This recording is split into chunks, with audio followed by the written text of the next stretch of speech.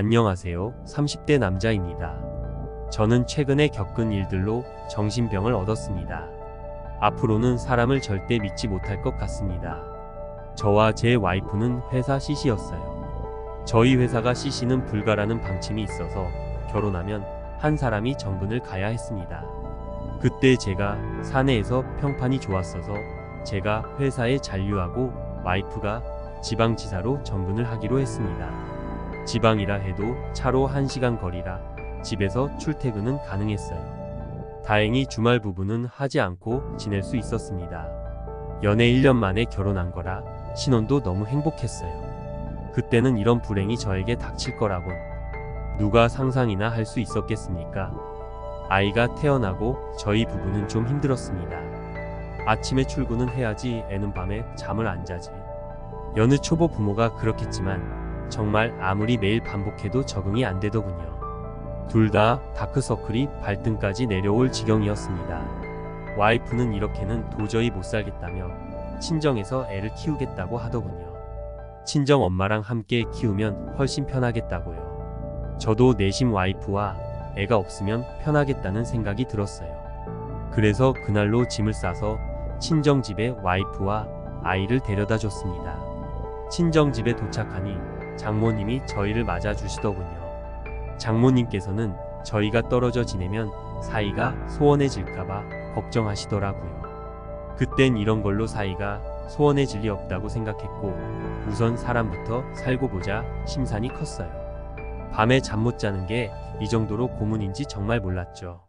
3달을 그렇게 지내니 당장 오늘 밤에도 잠을 못 자면 죽을 수도 있겠다는 생각이 먼저였습니다. 그때 장모님의 걱정스런 얼굴을 그때 알아차렸어야 했는데 저는 정말 등신이었어요. 그때는 밤에 꿀잠 잘 생각으로 마냥 들뜨기만 했었으니까요. 와이프도 신이 났는지 얼굴이 밝아지더라고요. 저는 우리 둘에게 그게 가장 최선의 선택이라 생각했습니다. 와이프가 친정에 간 다음날 저는 정말 오랜만에 기분 좋게 회사에 출근할 수 있었습니다. 동료들도 얼마 만에 상쾌한 얼굴을 보는지 모르겠다고 그러더군요. 그날 저녁 회식도 참석할 수 있었습니다. 정말 얼마 만에 회식인지 부어라 마셔라 해가며 새벽까지 술을 마셨어요. 집에 와이프도 없겠다, 애도 없겠다. 진짜 총각대로 돌아간 것 마냥 마셔 제꼈죠. 그러다 해장하고 집에 들어가자는 동료의 말에 해장국 가게에 들르게 되었어요. 해장하러 들어갔다가 또 소주를 까게 됐죠. 그런데 동료가 이상한 말을 하는 겁니다. 네가 이렇게 좋아하는데 네 와이프는 어떻겠냐고. 그래서 나도 좋으니 와이프도 당연히 좋겠지 했는데 그게 아니라 네가 이렇게 나와 노는데 와이프도 그럴 수 있지 않냐고 그러더군요. 제 와이프는 밖에서 노는 거 안 좋아한다고 쏘아 붙여줬습니다. 남의 와이프 잘 알지도 못하면서 문란한 여자처럼 평가하는 것 같아서 기분이 너무 나빴습니다. 동료도 깨갱하더라고요. 그냥 한 소리니 흘려들으라면서. 지금 그때 더 깊이 묻지 못했나 후회만 밀려듭니다. 전 그렇게 대수롭지 않게 대꾸를 했는데 동료의 말이 계속 거슬리더라고요. 그래도 그땐 그냥 넘겼습니다. 헤어지고 집으로 향했는데 현관문을 열고 들어서니 왠지 쓸쓸하더군요. 와이프와 아이가 있을 땐 누구 하나라도 깰까봐 정말 조심조심하며 도어락을 열고 들어갔는데 그렇게 조심해야 할 사람들이 이 집에 아예 없다는 사실이 그제서야 실감이 나더라고요. 그때가 벌써 새벽 6시였으니 왠지 그 시간에 와이프가 일어나 있을 것 같아서 정신을 차리고 전화를 걸었습니다. 술 취한 걸 들키면 큰일 나니 냉수 한 잔 벌컥벌컥 마시고 전화를 걸었어요. 와이프가 전화를 받더군요. 근데 와이프의 목소리가 좀 이상했습니다. 뭐랄까 아주 조심스럽게 조용하게 받는다고 해야 할까요? 마치 옆에 누가 있는 것 같은 느낌이었습니다. 그래서 전 물었습니다. 목소리가 왜 그러냐고요. 집이 아닌 것 같다고요. 그랬더니 와이프는 다른 사람들이 다 자고 있으니 조용히 받는 거라고 하더군요. 집이 아니면 자기가 어디겠냐면서요. 그러면서 당신도 술 마신 것 같은데 조용히 자라더라고요. 괜히 속이 뜨끔한 저는 찍소리 못하고 전화를 끊어버렸습니다. 왠지 그날도 다른 곳에 있었던 것 같은데 그때라도 제 눈으로 확인을 하러 달려갔어야 했나 싶고 정말 후회스럽습니다. 외근이 있던 어느 날이었습니다. 와이프가 근무하고 있는 지사 근처에 볼 일이 있어서 거기까지 간 김에 와이프 사무실에 들렀습니다. 사무실에 올라가 와이프를 찾는데 자리에 없더군요. 아마 회의 중일 것 같더라고요. 전 와이프를 몰래 놀래켜주고 싶었습니다. 그래서 회의실을 여기저기 기웃거렸죠. 그랬는데 불이 꺼진 회의실에서 갑자기 와이프와 어떤 남자가 나오더라고요. 그 남자의 벨트도 제대로 안 잠긴 것 같았어요. 전 순간 이상한 기분이 들었고 굳은 얼굴로 그 둘을 바라봤습니다. 저 남녀가 어두운 곳에서 무엇을 했나 싶어서요. 근데 와이프의 표정은 정말 너무 밝은 거예요. 전 참지 못하고 그 자리에서 바로 물었습니다. 왜 불 꺼진 회의실에서 남녀 둘이 뭐하고 있었냐고요. 그랬더니 와이프가 코웃음치며 대답하더라고요. 회사에서 뭐 이상한 짓거리 했을까봐 그러냐고요. 저는 얼굴이 굳어버렸습니다. 동기의 말도 떠오르더라고요. 네 와이프는 안 좋겠냐고 했던 말. 와이프는 빔 프로젝터 켜야 하는데 그럼 불 켜고 있느냐고 쏘아 붙이더군요. 그제서야 저도 좀 누그러졌습니다. 괜히 저만 음흉한 생각한 것 같고 너무 민망하더라고요. 부사수에게도 사과하고 와이프에게도 사과했습니다. 등신같이 정말 전 등신이었어요. 그렇게 와이프의 부사수와 인사를 나누고 저와 와이프는 점심을 먹기 위해 회사 밖으로 나왔습니다. 날씨도 화창하고 예전 몰래 CC로 연애하던 때가 생각나더군요. 그래서 와이프에게 외근 핑계대고 가까운데 데이트하러 가자고 했습니다. 와이프도 흔쾌히 오케이 하더군요. 그렇게 저희 맛있는 점심도 먹고 맥주도 가볍게 한잔했습니다. 직장 생활하시는 분들은 아시겠지만 그런 게 또 직장 생활의 묘미지 않습니까? 간만에 와이프를 만나니 정말 기분이 좋았어요. 와이프도 그런 저를 반겨줬고요. 그래서 제안했습니다.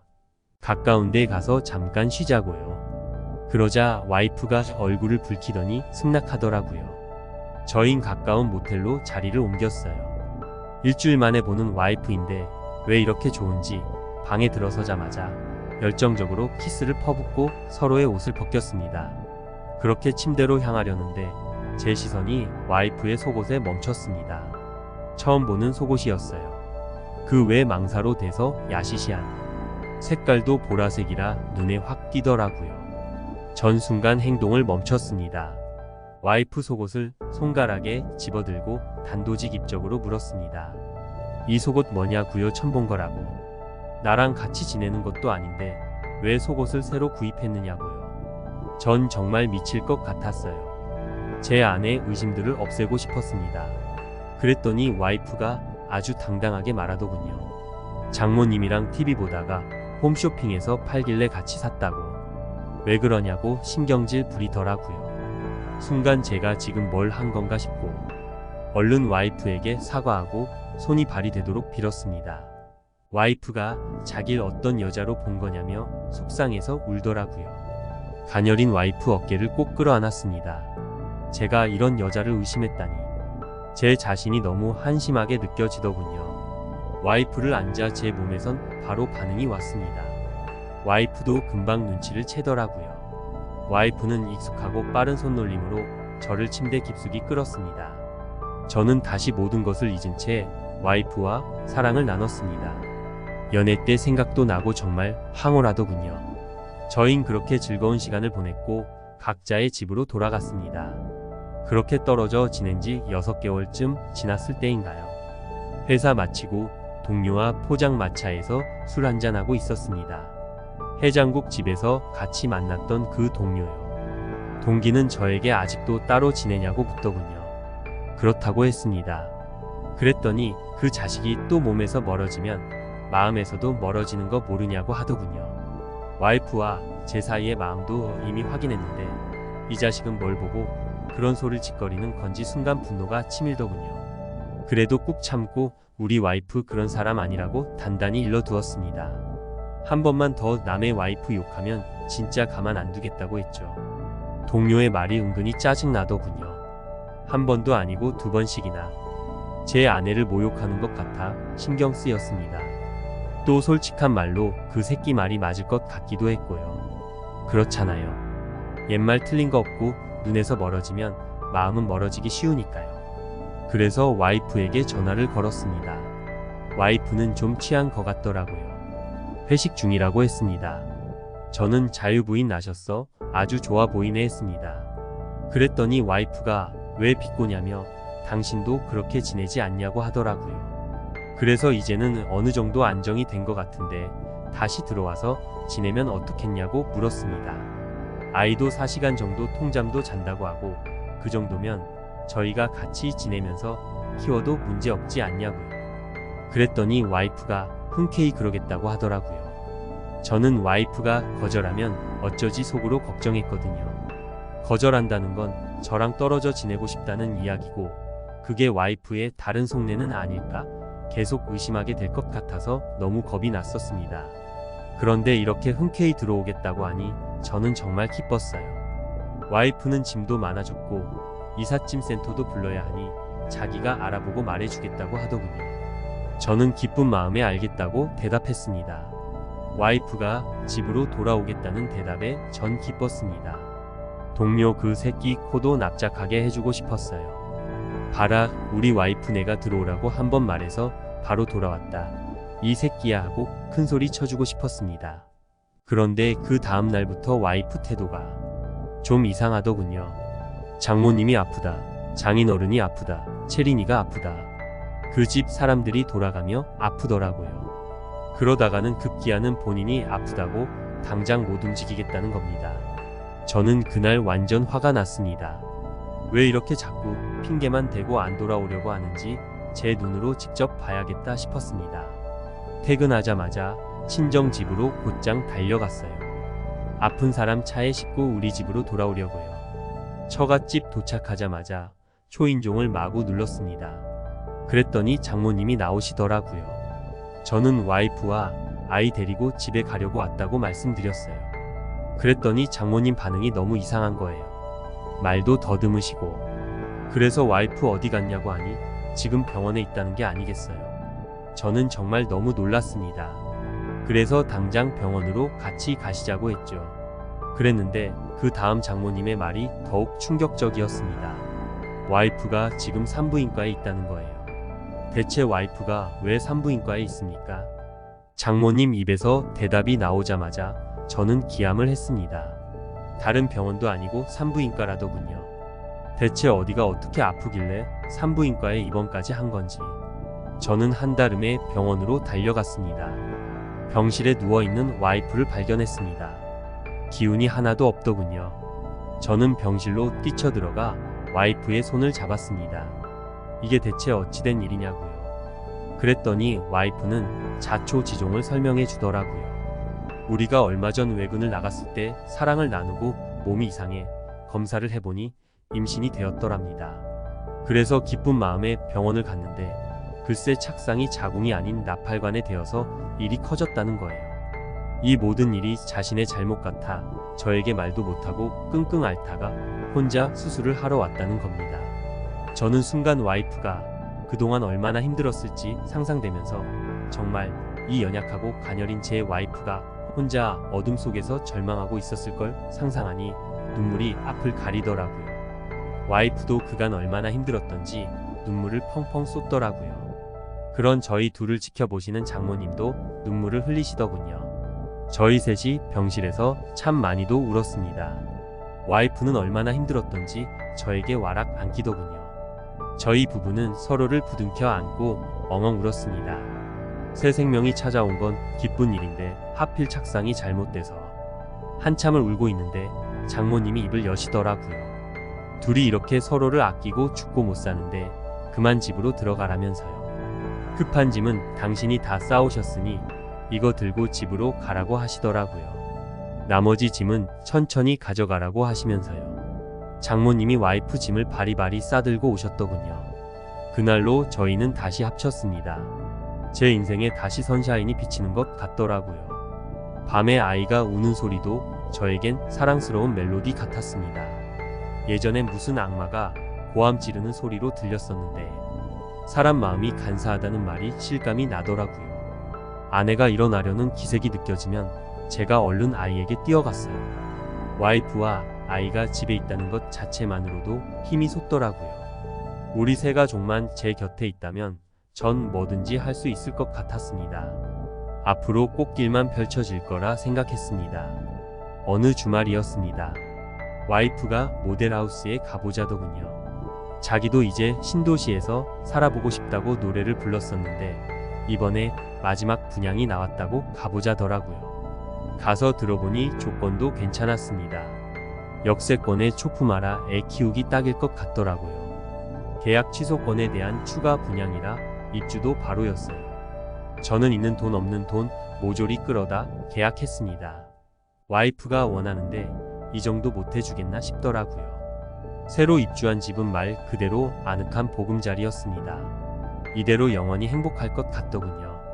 아내는 이사를 하더니 동네 커뮤니티도 시작했어요. 거기서 육아 정보도 얻고 친구도 사귄다고요. 저는 두 손 들고 환영했습니다. 안 그래도 연고도 없는 지역으로 이사해 아내가 쓸쓸해하거나 외로워하면 어쩌나 걱정했거든요. 성격이 좋은 아내는 곧 친구를 사귀더라고요. 둘 다 애가 하나라 금방 친해졌다더군요. 하루는 그 집 여자가 저희 집에 놀러 왔습니다. 그날은 주말이었습니다. 와이프 친구가 쑥스러워하며 들어오기를 주저하길래 제가 먼저 다가가 반갑게 인사했어요. 그랬더니 와이프 친구도 인사에 답을 해주더군요. 직장 생활하는 활기찬 와이프와는 반대로 정숙하고 청초한 주부의 모습이었습니다. 전 그녀를 반갑게 맞아주었습니다.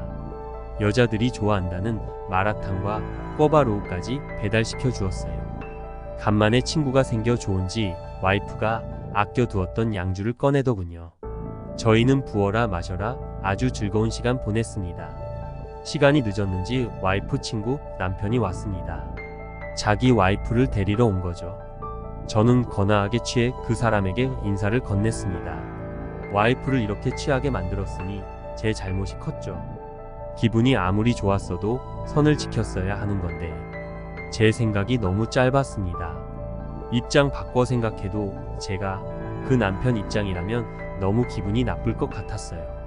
남의 와이프를 이렇게 몸도 못 가눌 정도로 취하게 만들었으니까요. 그래서 전 진심으로 미안한 마음이 들었습니다. 그 남편의 첫 인상이 좀 날카롭다고 해야 할까요? 눈빛이 매서웠습니다. 자기 아내와 술을 마신 제가 탐탁지 않았을 수도 있고요. 그런 상황을 저는 이해했습니다.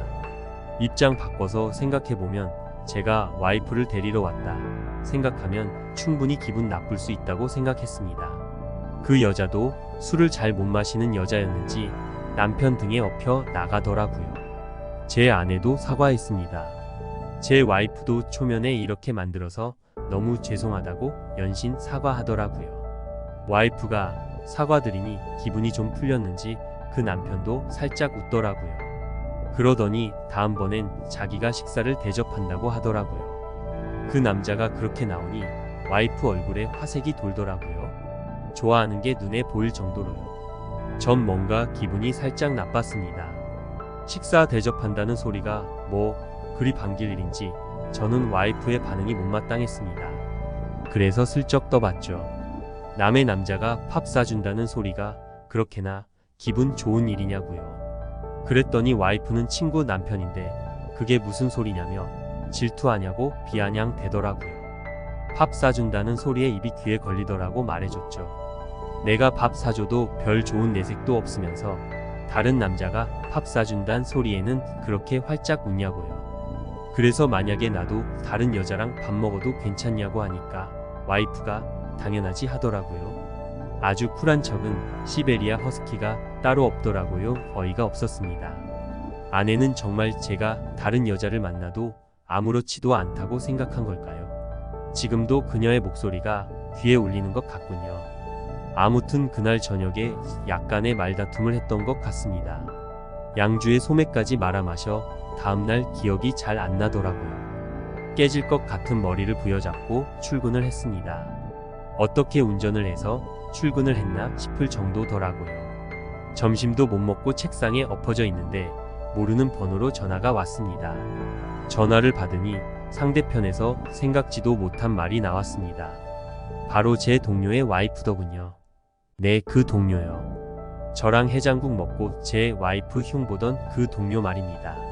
사무실 둘러보니 그 동료는 자리에 없더라고요.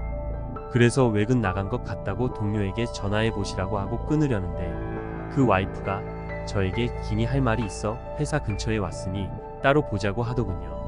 순간 숙취가 싹 가시면서 느낌이 쎄했습니다. 뭔가 일이 잘못되어 가나 싶었습니다. 회사 동료 와이프가 저만 따로 보자고 하다니 엘리베이터를 타고 내려가는 동안 오만 가지 생각을 했습니다. 이 새끼가 어제 사고치고 내 핑계댄 거 아닌가? 어디 돈 빌려주고 나한테 빌려줬다고 했나? 등등 오만 가지 생각이 스치더군요. 그 여자는 엘리베이터 앞에 서 있더라고요.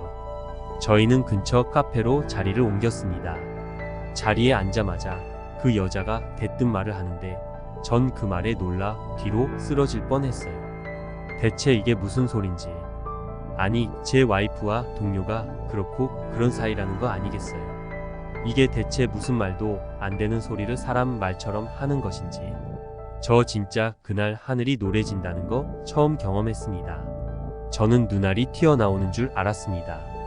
너무 놀라서 입에 머금고 있던 커피까지 모두 내뱉고 말았어요. 도대체 말도 안 되는 소리를 하냐며 제가 증거 있냐고 소리쳤습니다. 증거도 없이 남의 와이프를 모함하냐고요. 정신을 집에다 두고 왔냐고 고래고래 소리 질렀습니다. 그 여자는 가방에서 종이 뭉치를 꺼내더군요. 문자와 카톡 등 휴대폰 화면을 캡처 뜬 사진들이었습니다. 여자는 배신감에 몸까지 부들부들 떨더군요. 여자 입에서 나온 말은 더 기가 찼습니다. 둘은 이미 만났다가 헤어졌다고 했답니다. 제 와이프가 저와 결혼하기 전에 잠시 만났던 거고 와이프가 저와 결혼한 이후로는 연락한 적 없다고 했는데 그 여자가 가져온 종이에 프린트된 동료의 통화 목록에 제 와이프 번호가 있는 게 아니겠어요. 그것도 새벽 2시에 말입니다. 저는 진짜 하늘이 무너지는 것 같았어요. 그러나 정신을 바짝 차리고 다시 종이를 두 눈 부릅뜨고 봤습니다. 여자가 들이미는 종이는 분명 아내의 번호가 부재중 전화로 찍힌 사진이었습니다. 저는 제 눈을 의심했어요. 지금 이게 분명 이 여자의 착각이라고 마음속으로 빌고 또 빌었습니다. 저는 우선 와이프와 확인하고 다시 연락하겠다고 하고 그 여자를 돌려보냈습니다. 저는 곧장 와이프를 찾아갔어요. 그런데 와이프의 태도가 이상하리만치 너무 태연하더군요. 동균이 와이프가 저를 찾아왔다고요. 그리고 나의 와이프 지은수가 김동균이 불륜 사이라고 말했다고요. 그런데도 와이프는 눈 하나 깜짝 안 하더군요. 도리어 아주 당당했습니다. 만났던 일 자체도 없고 그 여자가 과대망상증이라고 하더군요. 그래서 내 눈으로 네가 동균이에게 새벽에 전화한 목록을 봤다고 했습니다. 그랬더니 와이프는 그날 당신 회식이라고 해서 정말인지 물어보려고 전화를 했었다더군요. 정말 제가 회식을 한 건지 그래서 늦은 건지 그거 하나 확인하려고 전화를 했던 것 뿐이라고요. 전 와이프의 대답에 할 말을 잃고 말았습니다. 저는 와이프의 말에 입을 다물 수밖에 없었어요. 더는 추궁할 말이 없었거든요. 우리 둘 사이 이전에 일어났던 일이고 전화를 건 것도 이해가 되는 상황이었으니까요. 그제서야 저는 와이프를 믿게 되었습니다. 아니, 그래야만 제가 살 수 있을 것 같았습니다. 그래, 저 하나만 묻고 지나가면 다 괜찮을 거라고 믿고 싶었습니다. 저만 입 다물면 우리 가족 이대로 계속 행복할 거라고요. 그날 이후로 와이프는 집에 일찍 들어오더라고요. 저도 어느 정도 화가 누그러지고 마음에 평온이 차차 찾아오고 있었습니다. 무더운 여름날이었는데 와이프가 밖에서 땀을 너무 흘렸다며 샤워를 하겠다고 화장실로 곧장 들어가더군요. 정말 그러면 안 됐는데 그날따라 와이프 휴대폰이 너무 보고 싶더라고요. 남자도 촉이라는 게 있잖아요. 그래서 몰래 와이프 휴대폰 잠금을 풀었습니다. 판도라의 상자를 제 손으로 열고 만 것이죠. 나쁜 일은 겹쳐서 온다고 했던가요? 내 불행은 거기서 끝이 아니었습니다. 갑자기 문자가 오는 거예요. 최대리였습니다. 네, 그때 인사 나눴던 아내 부사수였어요. 전 떨리는 손으로 문자함을 열었습니다.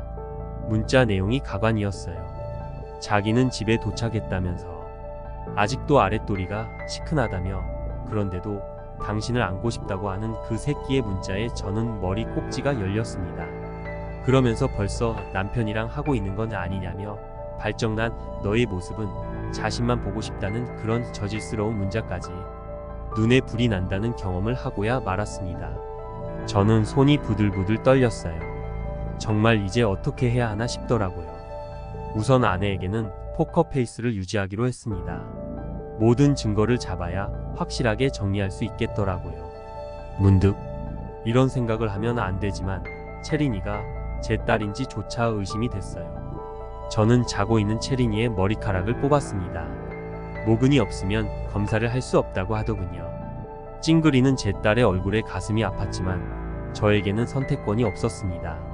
그러다 문득 딸의 얼굴을 가만히 들여다보니 저를 안 닮고 최대리를 닮은 것 같다는 기분마저 들었습니다. 그런 기분은 정말 견딜 수 없었습니다. 저는 주말에 와이프 사무실에 들러 최대리의 자리에서 칫솔도 챙겼습니다. 그리고 유전자 검사소에 의뢰를 맡겼죠. 검사 결과는 일주일 후 나왔습니다. 지금까지의 일들은 앞으로 벌어질 일들에 비하면 아무것도 아니었습니다. 제대로 된 불행은 시작도 하지 않은 거였죠. 저와 딸의 친자 관계는 불일치라는 결과지를 보자 하늘이 핑 돌더군요. 그런데 최대리와도 친자 불일치라는 겁니다. 이 여자가 내가 알던 그 여자가 맞는지, 지금 이 현실이 내가 살아온 현실 세계가 맞는지 정신이 아득해졌습니다. 저는 딸의 친부를 찾기 위해 아내의 모든 것을 파헤쳤습니다. 그리고 상상도 못한 사람에게서 딸과 친부 관계를 발견하게 되었습니다. 네, 여러분도 상상도 못하실 겁니다. 제가 이 사실을 어떻게 알았느냐고요? 잠든 와이프 몰래 휴대폰을 샅샅이 뒤졌죠.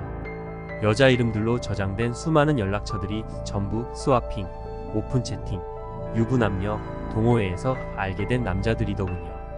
그중 관계가 깊은 게 제 동기 동균, 최대리, 그리고 동네 친구 남편이었습니다. 알고 보니 그 친구 남편과는 저를 만나기 전부터 파트너였던 사이였고, 저와 결혼하고도 쭉 그 파트너 관계를 유지했더군요. 애가 생겼을 때 제 아이인지 그 남자 아이인지도 확신이 안 섰는데 그냥 낳은 거예요. 그 여자는 낳고 나서 혹시나 하는 마음에 유전자 검사를 해봤더군요. 아니나 다를까 그 남자애였어요. 그러니 친부 근처에서 애를 키우고 싶은 마음에 저를 졸라 이사까지 한 거였어요. 정말 엄청난 여자였습니다. 그것도 모르고 전 채린이를 제 딸로 정말 애지중지하며 길렀는데 제 인생은 모두 망가져 버렸습니다. 결국 그 더러운 여자를 이 집에서 내쫓고 저는 공황장애와 우울증을 얻었습니다. 앞으로 사람을 절대 믿지 못할 것 같아요. 이렇게라도 제 사연을 들어주셔서 감사합니다.